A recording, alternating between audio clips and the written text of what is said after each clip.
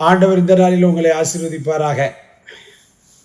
நம்ம எல்லாத்துக்கும் இருதயத்தில் ஒரு எண்ணங்கள் ஓடிக்கிட்டே இருக்கும், அல்லது கோபத்திலேயே நம்ம இருப்போம். எதுக்கு அப்படின்னா, அநீதி நடக்கும்போது, அல்லது நமக்கு ஒரு நபர்கள் அநியாயம் செய்யும் பொழுது, நமக்கு சில நேரங்களில் இது யார் பரிசில் ஊர்லேயே ஒரு காரியம் நடக்கணும் வைங்களா, நம்முடைய காரியம் மட்டும் இல்லை, ஊருக்குள்ளே அல்லது நம்முடைய தெருவிலே, நம்முடைய வசிக்கிற பகுதியிலே, வேலை செய்கிற இடங்கள்லாம் பார்த்திங்க அப்படின்னா, சில நேரங்கள் அநியாயம் நடக்கும். நம்மளால் அதை தட்டி கேட்கணும் அப்படின்னு நம்ம நினைப்போம், முடியாது. எதுக்கு நமக்கு பிரச்சனை அப்படி கேட்டால் அதில் நமக்கு என்ன செய்யும், ஒருவேளை அந்த வேலை பாதிக்கப்படும், ப்ரொமோஷன் பாதிக்கப்படும், எதுக்கு நமக்கு அப்படி தான் நம்ம நினைக்கிறோம். சென்னையை கேட்கவே வேண்டாம், அவனுக்கு வந்தால் அவனுக்கு. ஆனால் நம்மை அறியாத நம்முடைய உள் மன என்ன பேச அப்படின்னா, இதுக்கெல்லாம் யார் பதில் செய்வான், இதுக்கு யாராவது ஒரு ஆள் பதில் செய்தே ஆகும். இன்றைக்கி எல்லா பக்கம் பார்க்குறோம் இல்லையா, போலீஸ் ஸ்டேஷன் நடக்கக்கூடியதான கொலைகள் இல்லை எவ்வளவு கொடூரமானது. தாயை வெட்டி கொன்று தான், தகப்பனை கொன்று தான், பிள்ளைகளை கொலை செய்கிற பல விதத்தில் அநியாயம் நடக்கும். அப்போ நமக்குள்ளே ஒரு எண்ணம் நமக்குள்ளே வரும், என்ன இதுக்கு யாராவது ஒரு ஆள் பதில் செய்யணும். நம்ம வீட்டுக்குள்ளேயே நமக்கு அநியாயம் நடக்கும்போது என்ன நினைப்பாங்க, ஒவ்வொரு குடும்பம் நினைப்பாங்க.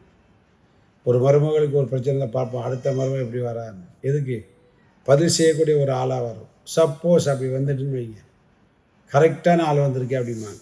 அப்படிலாம் நம்ம பார்க்கலாம். ஆனால் நமக்கு கூட வெளியில் சொல்ல முடியாது. ஏன்னா வேதத்திலே சில இடங்களில் கேட்டாங்களா, உனக்கு பதில் செய்கிறவனே பாக்கியவான்னு சொல்லியிருக்கிறார். ஏன்னா நமக்கு ஒரு ஆள் பதில் செய்யும். நம்மகிட்ட முடியட்டாலும் சரி, எல்லாருக்குமே ஏற்ற பதிலை செய்கிற ஒருவர் இன்றைக்கும் ஜீவன் உள்ளவராக இருக்கிறார். இந்த அனுதின கண்மணி நிகழ்ச்சி கேட்டு அருமையான தேவனுடைய பிள்ளைகள், எத்தனையோ வேதனை, எத்தனையோ கொஸ்டின்ஸ் உங்கள் மனதில் ஓடிக்கிட்டு இருக்கலாம். இந்த அநியாயத்துக்கு இப்போ யார் பதில் செய்வா அப்படின்னா, கர்த்தர் செய்வார். வாழ்க்கையில் அவர் செய்வார். அவர் நானே பதில் செய்வேன் அப்படின்றார் இல்லையா. ஒன்றும் சோர்ந்து போகாதீங்க. நம்ம வாழ்க்கையில் யார் எந்த அநியாயத்தை செய்தாலும் சரி, எப்பேற்பட்ட ஜாம்பவானாக இருந்தாலும் சரி, எனக்கெல்லாம் இன்றைக்கும் என்றைக்கும் அந்த நம்பிக்கை உண்டு. ஆண்டவர் நம்ம சும்மா இருந்தால் போதும், எங்கே தட்டணும் அங்கே தட்டி என்ன செய்யணும் கிளியராக செய்யும். தேவனுக்கு என்ன செய்ய இடம் கொடுங்க, கவலைப்படாதீங்க. உங்கள் குடும்பத்தில் இருக்கலாம், வேலை செய்கிற இடங்களாக இருக்கலாம், உடன்பிறப்புகளாக இருக்கலாம், எந்த இடமா இருந்தாலும் சரி. நாங்களாம் அநியாயத்தை சந்தித்த எத்தனையோ தருணங்கள் இருக்குது. ஆனால் கர்த்தர் கரெக்டாக செய்திருக்கிறார்.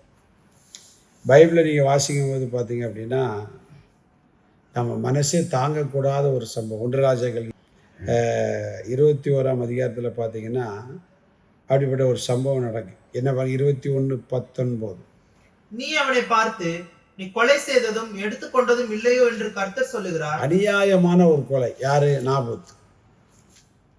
ஆகாபுக்கு பார்த்தீங்கன்னா, அவன் தோட்டம் பக்கம் இவனுடைய திராட்சை தோட்டம் இருக்கு. இவன் என்ன செய்தான், திராட்சை தோட்டத்தை அழித்து விட்டு ஆகாபு சொல்கிறான், நான் கீரை போட போகிறேன். கீரை ஒரு மேட்ரா, எங்கே போட்டாலும் அது வளரும்.